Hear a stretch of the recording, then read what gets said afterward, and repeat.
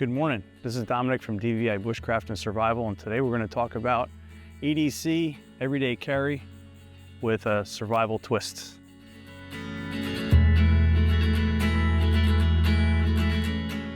All right, so one of the first things we're going to talk about before we talk about the actual gear, the kit, is survival mindset. So that's your part in all of this. Survival mindset is the beginning. It's the thing that you need most of all to survive any of these situations that you might be put in. This is the confidence in the equipment that you have, that you've chosen to carry every day. It's the confidence in the training you've had, that you've put in the time with the equipment that you've selected. You have the confidence in the skills that you have. So training is a big part of this. That's your first tool. And that is what brings in your survival mindset. It also means that you have to have that no quit mentality, right? So no matter what happens, you're going to know that you're safe because you have confidence in your skills and confidence in your equipment. And for most of all, and most of us doing this, if you're watching this video, you do this for fun. So relax, calm down, and take it as it's another day in the woods and have fun with it. We're going to go through what I have in this bag. This is the Eberlestock Fade Sling. This is what I'm carrying today. Most of the days lately, it's either my Sling Fade or the Eberlestock Waist Fanny Pack. Either way, it depends on what I'm doing, right? So everything is situational. But this is a great pack. I have it pretty fully loaded with a small bottle of water that hangs off of it, and it comes in around 12, 13 pounds. It goes on. You look like the average dude walking around, right? I don't really like to use the gray man theory, but you look like a gray man as long as you don't have a hat on with an American flag and a pair of cool pants and a watch and a knife hanging out of your pocket. But anyway, so back to this Eberlestock pack. This thing is pretty great. It's a small package and you can put a lot of stuff in it and it doesn't look too tactical. In here, I have it broken down to where I have individual pouches that have my survival priorities. And we'll get into what each of those are in a minute.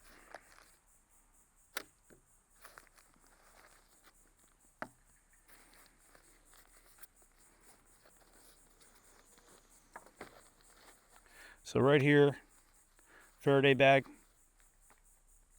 phone charger, cords are in a separate pouch, and a fixed blade knife.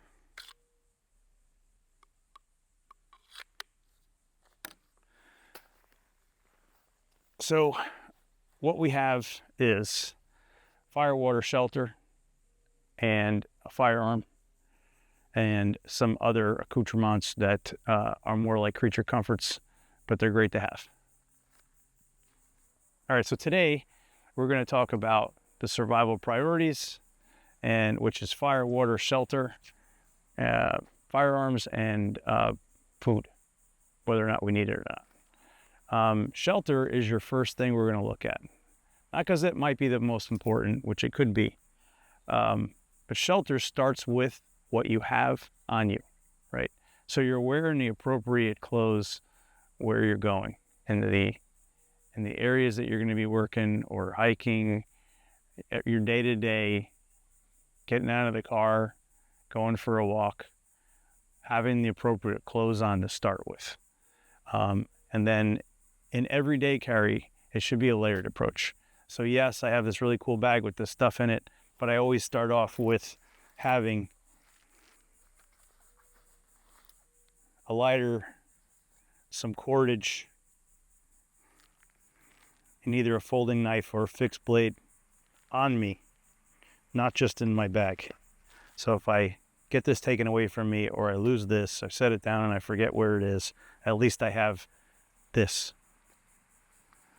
Next up, in shelter would be something that you sleep under, right?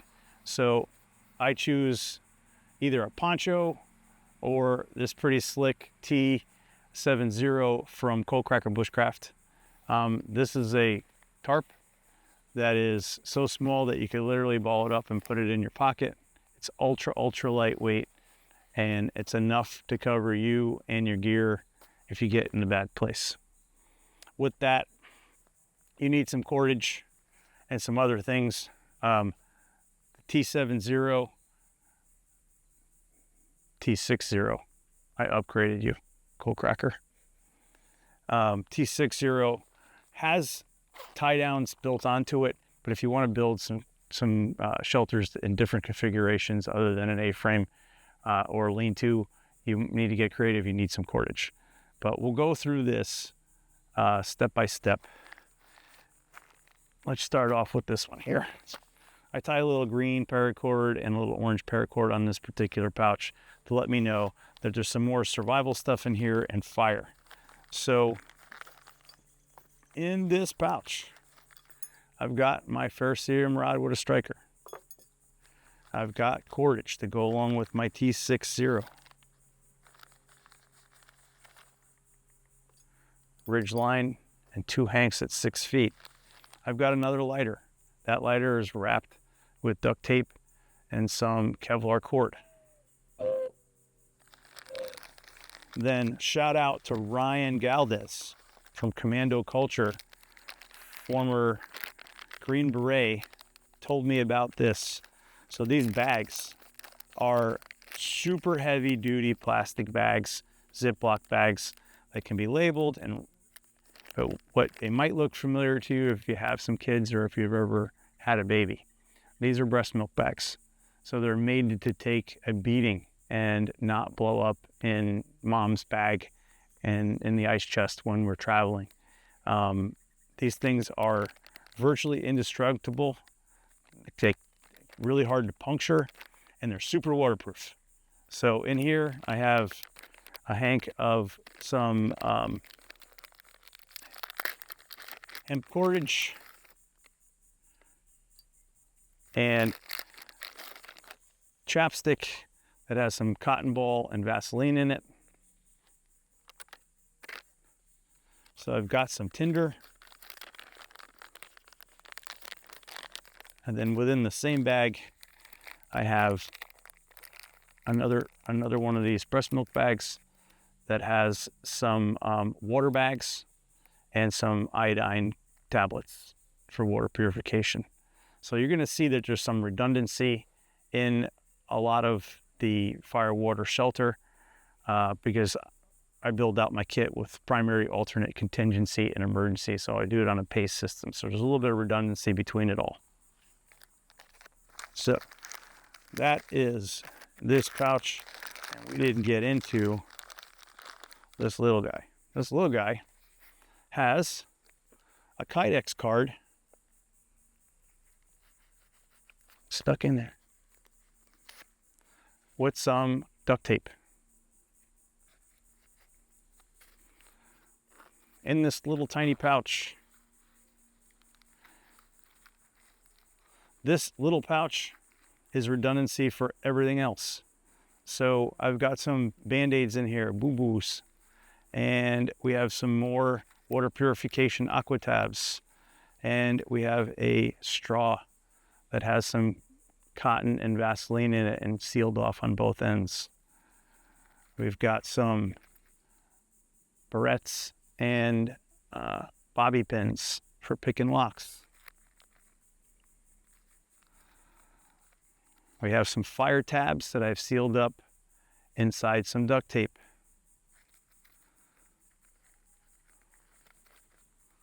A hank of bank line.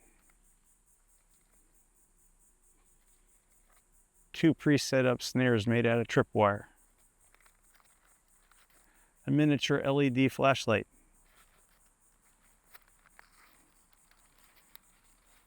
A miniature ferrocerium rod.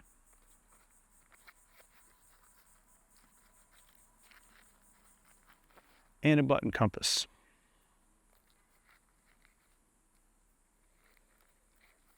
This can go right in your pocket if need be. Covers a lot of the bases in the rest of the kit.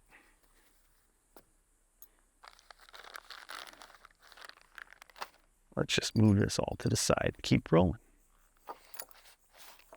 Next up, this pouch here. Got to have DVI stickers. Another one of these breast milk bags with a small phone charger and cable. That can then work alongside of that. Cord for it. There's a couple other items in here that are more spiritual, cultural things. I never leave home without my Benedictine medal. That's with me at all times. And then there's this guy. This is like, I don't remember the actual name of it, but it's like a scapula that Latino culture uses. It's more or less voodoo. And culturally, you could be a little more accepted if this is on your person, if you're in a bad situation. They won't mess with you because it is voodoo. In here is my primary way to filter water.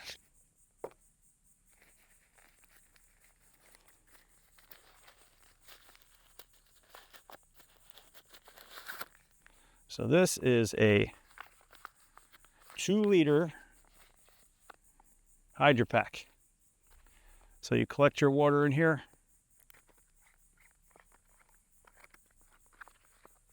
In goes your filter.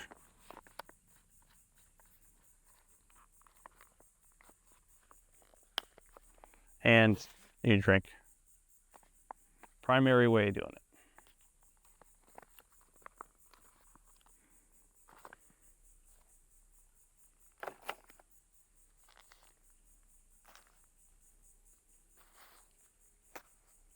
Next up is a medical bag. Got it. So in here, I have a tourniquet.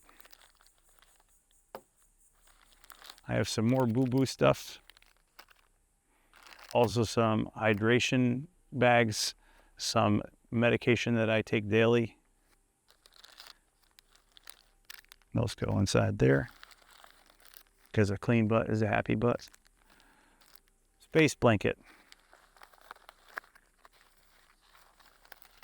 Israeli bandage, compression bandage, latex gloves,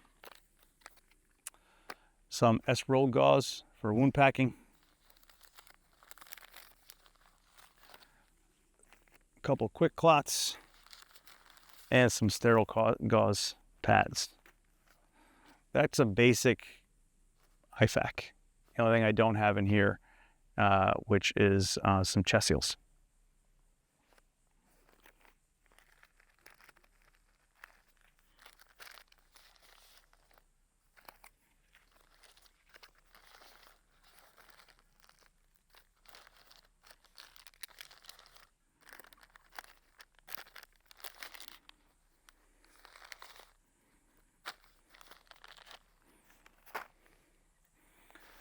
Next up is the front end of this pouch.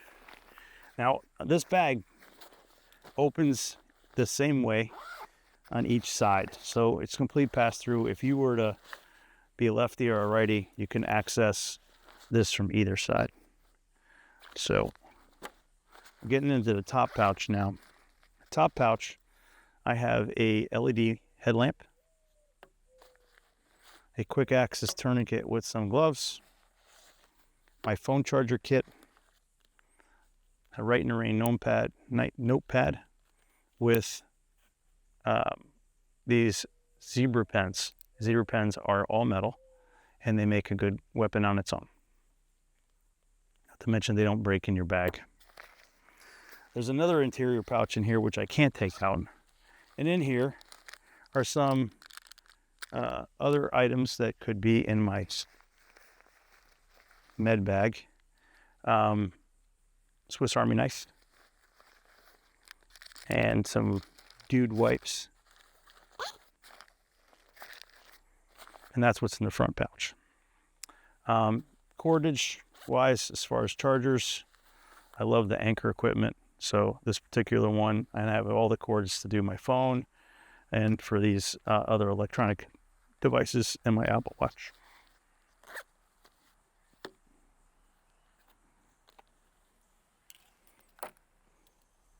Last but least is Firearm. Okay, so this bag has another compartment on the back. Very well padded, so whatever you have inside here is not going to dig into your back. For demonstration purposes, we've both checked this Firearm. It is unloaded. There's nothing in the chamber. It is safe. So in here, I have a set of flex cuffs, and I have a full-size Koenig 9mm Salient TP SF9 Elite with two 22-round magazines, and that's held in there in a Kydex holster by Tier 1 concealed, and then strapped down with a Velcro insert. And you can find a link to that on Eberlestock. I don't know the name of that, but in here it's a quick access. I can show you. While this is on, Firearm can be slung to the side. The use of that T-handle, it's easy to grab, and then the Firearm comes out. Second magazine is placed just as it would be for inside the waistband appendix carrier. So it's coming out and it's ready to go in the load for a reload.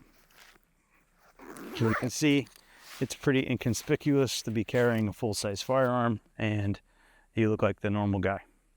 As far as my water bottle, that's my another layer of redundancy with water. Always go out with water. This is a titanium water bottle. It is full when I leave, and I just hooked this thing on. Since it has a metal top and a metal bail on it, I just hooked that and let it hang. Could get in the way a little bit, but it's fine. It doesn't look bad, and it works pretty well. It's a good start to have some water with you.